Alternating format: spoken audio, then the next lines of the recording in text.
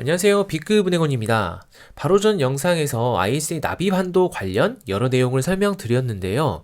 오른쪽 위에 링크를 누르시면 납입한도 내용을 보실 수 있고요. 이보다 더 중요한 게 있습니다.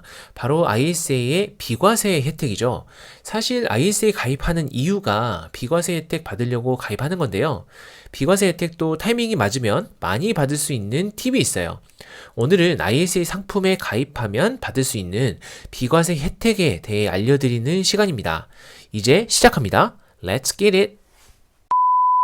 ISA에서 가입 유형에 따라 받을 수 있는 비과세 한도가 달라요. 일반형은 200만원이고 서민형과 농어민형은 400만원입니다. 그러면 서민형과 농어민형으로 가입을 해야 비과세 한도가 높겠죠? 일단 세 유형이 어떤 조건일 때 가입 가능한지 볼게요. 먼저 선행 조건으로 직전 3개년 이내에 금융소득 종합과세자에 해당하면 가입 자체가 안 되기 때문에 제외가 되겠고요. 자, 먼저 일반형을 설명드리면요. 19세 이상인 경우에는 거주자이기만 하면 누구나 가입이 가능합니다. 이 거주자라는 개념은 국내에 주소가 있거나 국내에 183일 이상 지내고 있는 개인을 말하고요. 따라서 외국인도 거주자라면 가입이 가능한 거죠. 거주자이기만 하면 직업이 있든지 없든지 모두 가입을 할 수가 있어요. 그리고 15세에서 19세도 가입을 할 수가 있는데 이 경우에는 직전 연도 근로소득이 있어야 가입이 가능해요. 쉽게 말해서 가입하려는 연도의 직전 연도에 일을 했어야 한다는 뜻이죠. 일반형은 일단 성인이면 소득이 없이 가입이 가능해서 굉장히 간편하죠. 대신에 서민형보다 비과세 혜택이 낮은데요. 최대 200만원까지 비과세 혜택을 받습니다. 200만원까지는 수익이 나도 납부할 세금이 전혀 없다고 이해하시면 되고요. 다음으로 서민형을 말씀드리면요. 거주자이면서 소득 조건이 충족이 되면 서민형으로 가입이 가능한데 근로소득자인 경우, 다시 말해서 회사에 종속돼서 일을 하는 경우에는 근로소득 5천만 원 이하일 때 가입이 가능하고요. 사업을 영위 중인 개인 사업자의 경우 종합소득이 3,500만 원 이하면 가입할 수가 있어요. 그리고 15세에서 19세도 서민형으로 가입할 수가 있는데요.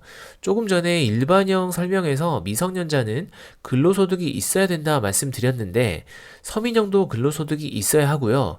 근로소득이 5천만 원 이하인 경우 서민형으로 가입할 수가 있어요. 5천만 원이 넘으면 당연히 일반형으로 가입하면 되겠습니다. 서민형으로 가입하면 400만 원의 비과세 혜택을 받을 수가 있습니다. 일반형과 비교했을 때 2배나 받을 수 있는 거죠. 그러니까 조건이 된다면 당연히 서민형으로 가입하는 게 유리하겠죠. 특히 주부님들, 대학생분들은 증빙할 수 있는 소득이 없잖아요.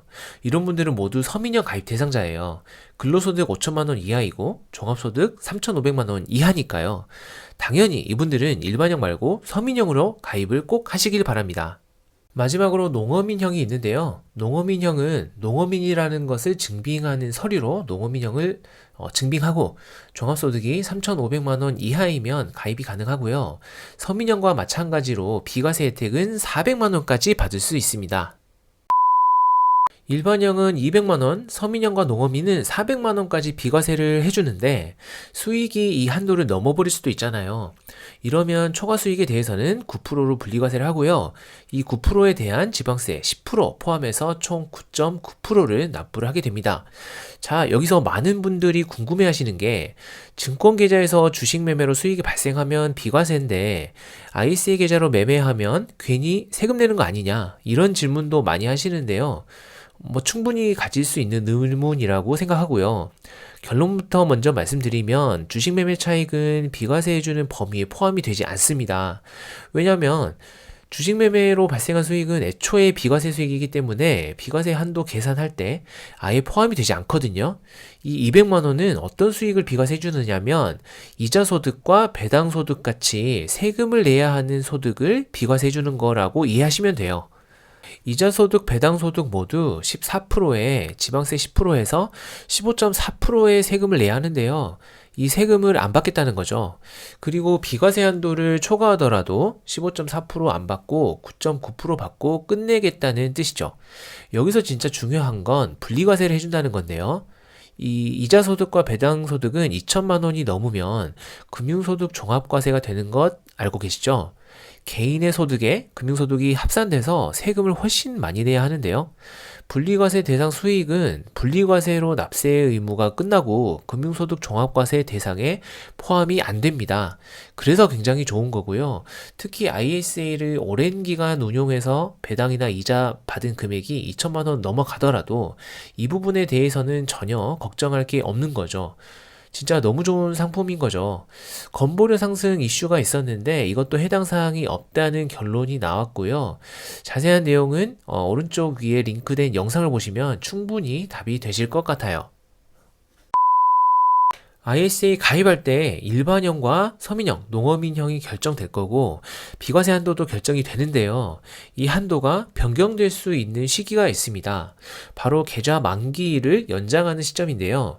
계좌 만기일이 다가왔을 때 내가 ISA 계좌를 해지 안 하고 더 운용하고 싶으면 만기일을 연장할 수가 있는데요. 이때 법적으로 계좌 보유한 사람의 자격 조건, 그러니까 일반형, 서민형 같은 유형 조건과 가입 자체가 가능한지에 대한 가입 자격 조건을 무조건 확인하게끔 되어 있어요. 만약에 만기 시점 기준으로 직전 3개년 안에 금융소득 종합과세가 한 번이라도 됐다면 이 사람은 연장 자체가 안 되기 때문에 해지를 해야 하고요. 가입 시점에는 서민형이었는데 만기 때 연봉이 많이 올라서 근로소득이 5천만 원 이상 됐다든지 사업이 잘 돼서 종합소득 3,500만 원이 넘어버렸으면 서민형을 유지할 수가 없고 일반형으로 변경되면서 계좌가 연장이 되거든요. 이런 경우에는 비과세 혜택이 400만 원에서 200만 원으로 줄어버리니까 수익이 200만 원 이상 나 있는 상황이라면 해지하고 다시 ISA 계좌를 신규 개설하는 게 나은 방법일 수 있습니다. 그리고 일반형으로 가입했어도 연장일 기준으로 내가 소득이 없는 주부가 됐거나 은퇴해서 소득이 발생하지 않는다면 서민형으로 연장할 수 있고요. 이런 경우에는 오히려 비과세 혜택이 200만 원에서 400만 원으로 늘어나는 케이스가 되겠죠. 이걸 이용하는 팁을 드리자면 금융회사마다 좀 다를 수는 있는데 법적으로 연장의 횟수도 제한이 없고 기간도 제한이 없거든요. 그리고 가입하는 시점과 연장하는 시점에 한번 자격 검증을 하고 중간에는 하지 않기 때문에 일반형인 고객은 1년 단위로 연장을 하다가 서민형 자격이 되는 시점에 연장을 10년으로 해버리면 최소 10년 동안은 서민형을 유지할 수 있겠죠. 일반형 가입하신 분들은 가능하다면 사용해보는 것도 좋을 것 같네요. 2023년부터 금융투자 소득에 대한 과세가 시행되는데요.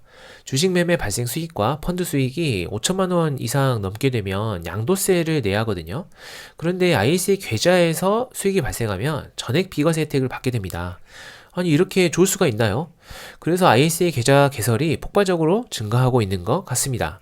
올해 말까지 가입하면 2023년에 운용 가능 한도가 6천만 원이 되니까 바로 사용은 안 해도 일단 만들어 놓으면 나중에 유용하게 사용할 수 있을 것 같습니다. 오늘은 ISA 비과세 한도 관련해서 여러 내용들을 알려드렸어요. 사실 이 상품을 가입하는 가장 큰 이유가 비과세를 받기 위함인데 그렇기 때문에 더 확실하게 알아야 해지하고 다시 가입하는 번거로운 일이 생기지 않을 거잖아요.